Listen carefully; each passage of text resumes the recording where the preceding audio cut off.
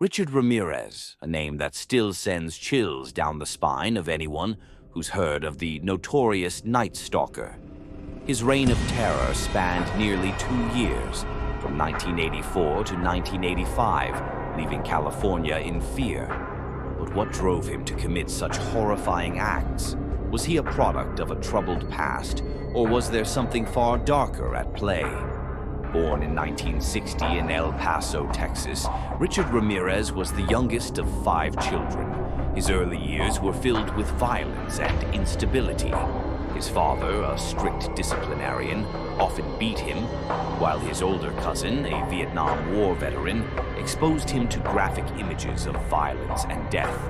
As a child, Ramirez was already exposed to the darker sides of human nature, trauma, violence, and the grotesque. But it wasn't until he moved to California that his true horror would begin. In the summer of 1984, Richard Ramirez began a series of brutal and senseless killings that would last for more than a year. His victims ranged from young children to elderly couples, and his methods were as chilling as they were brutal. He broke into homes at night, attacking unsuspecting victims while they slept. Ramirez would often use a variety of weapons, guns, knives, and blunt objects, ensuring that his victims suffered before their final breath. What made Ramirez even more terrifying was his complete lack of remorse. He didn't care about the gender, age, or background of his victims. His rampage seemed motivated purely by the desire to create fear and chaos. His hallmark was the ritualistic nature of his crimes. He would often leave behind disturbing symbols, including pentagrams, which led many to believe that his actions were influenced by Satanism. He even drew a pentagram on his own hand during his trial, declaring his allegiance to Satan. Each night he struck, the panic in the city grew. News of his crimes spread, and it wasn't long before he became a nightmare for the entire community.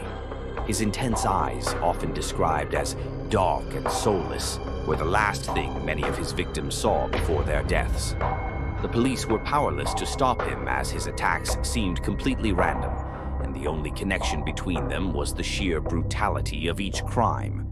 The media dubbed him the Night Stalker, a name that would strike fear into the hearts of everyone. His fearsome reputation was built on his methodical, yet unpredictable behavior.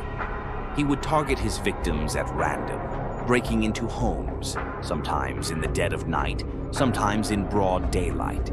His unpredictability made him impossible to track, and his chilling signature, the pentagrams and satanic messages, added to the terror. For months, the people of California lived in constant fear, wondering if they would be the next victims of this unseen predator. His brutal nature made him one of the most feared killers in American history. The police had few leads, and the case seemed to be growing colder by the day. However, as time went on, Ramirez's arrogance would ultimately lead to his capture. On August 30th, 1985, after another string of attacks, he was recognized by a group of civilians in East Los Angeles. They saw him on the street and, knowing his face from police sketches, chased him down and restrained him until the authorities arrived. When Richard Ramirez was arrested, the nation breathed a collective sigh of relief. But the fear he instilled would never leave the public. His trial became a media circus, with Ramirez openly professing his devotion to Satan and his desire for chaos. The Night Stalker was convicted of 13 murders, 5 attempted murders, 11 SA, and 14 burglaries. In 1989, Ramirez was sentenced to death, though he would remain on death row for decades. His crimes, his disturbing personality, and his chilling disregard for human life cemented his place as one of the most notorious serial killers in history. Today, Richard Ramirez is remembered not just for the horror he caused, but for the twisted psychology that drove him to commit such heinous acts. His name is synonymous with terror, and his legacy serves as a dark reminder of the monsters that can walk among us. Like and subscribe for more.